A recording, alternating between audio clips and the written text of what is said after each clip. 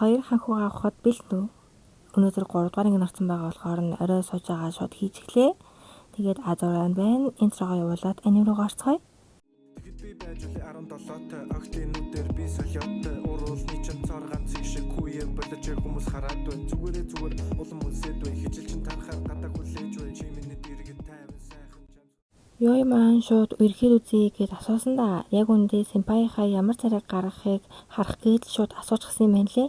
Тэгсэн манай сэмпай маань шууд үнэхээр үү яг аль хүртлээ үерхэх юм нэг нэгнийгээ үнсхүү яах уу тэгээд нөгөө юу хийх хүмүүгөөд солиорж өгнө. Манай охин маань яг буруу юм хэлчихлээ дээ. Юу юм бэ наа?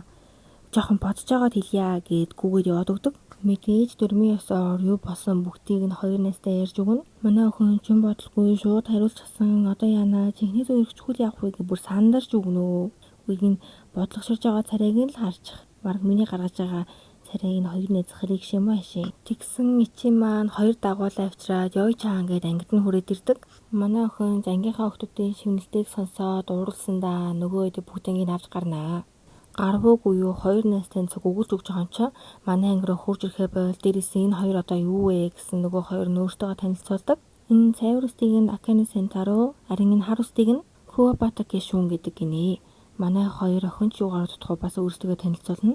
Яга устын маань бүтэн нэрийг Хибия Котабуги гэдэг, харин нүдний шилтийн маань бүтэн нэрийг Тоне Нобара гэдэг бахнэ. Ичи маань та хоёрын нэрийг тогтоочлоо гэснэ буруу хэлж ин төр. Ичи маань чи үерхэнгээ бодно гэдсэн хариугаа бодсон юм уу гэсэн манай охин маань тийм ээ би шүнжэнгөө бодсон гэснээ амар урт гэрээ гаргаад ирнэ. Гэрээний заалт нэг ки болон ятнаар 2-7 хоногоос 1 сарын хугацаанд туршилтаар үерхэх болно. Гэрээний заалт 2 үерхэл бол ангийн хүүхэд болон сургуулиас нууцлана. Харин гэрээний заалт 3-т тэврэх, үнсэх эсвэл бэлгийн харилцаанд орох зэрэг бүх зүйл хориотой.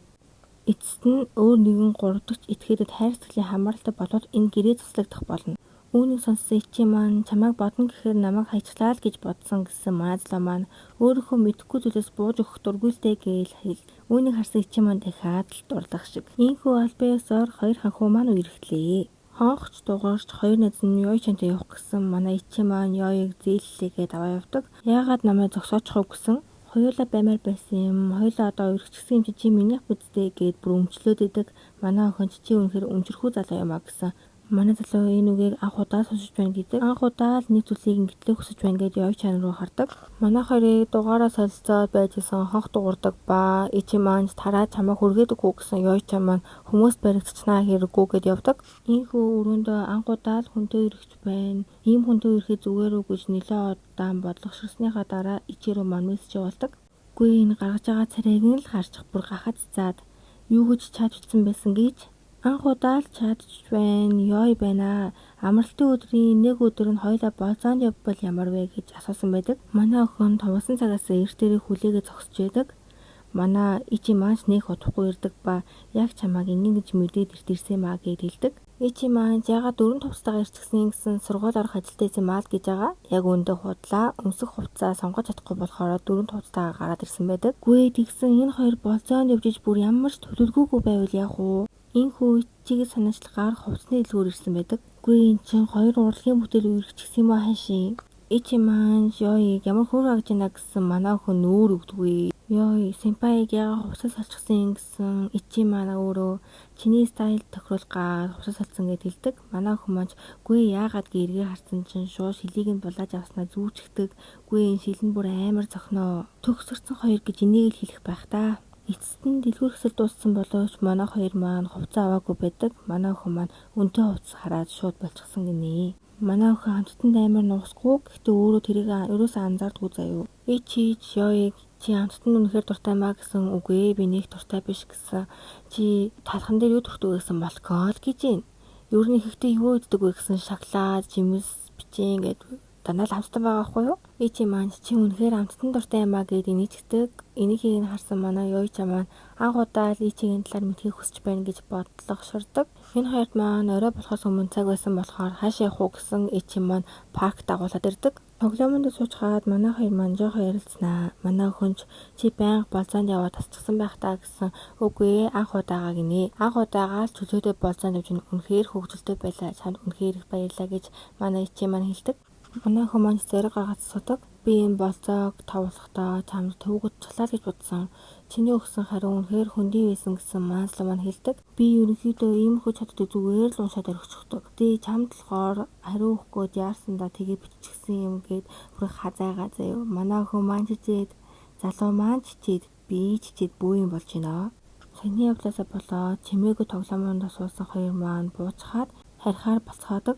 Гэсэн ч манай охин ингээд л харахыг хүсдэггүй дахиад удааханд баймаар байдаг. Тэгсэн хичээ маань үнийг ойлгосноо ясноо хамт орой хоол идэхгүйгээд орой хоол идэхээр болдог.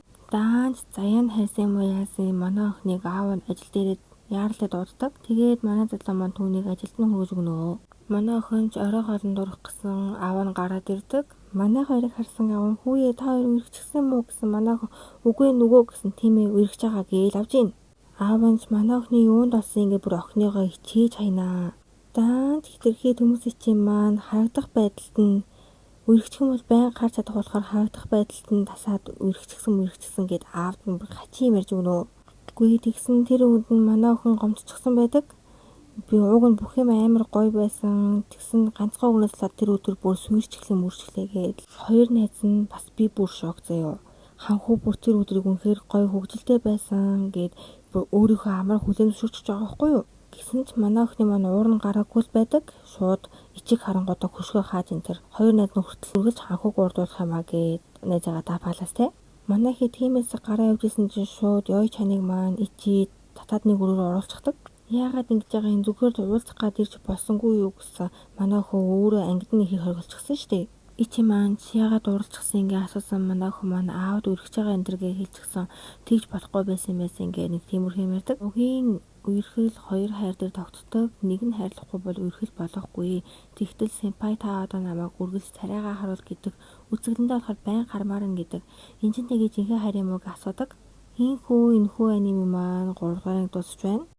Заавгаараа тоолоогоо бичгээд аниме үзэж сууж байхдаа бүр амар догтлсон төхөө энэ аним бүр нэрэн гисэл хичээдэг хөгжилдэг хөөрхөн аним байла. За тэгээ дараагийн анги гарваагүй юу шууд оруулах болохоор та админ лайк subscribe дараарай. Тэгээд хөөрхөн дэмцэн коммент тэгээд өгөөрэй. Тэгвэл азураа бүр урам ороод хурдан бичлэг оруулсан шүү. За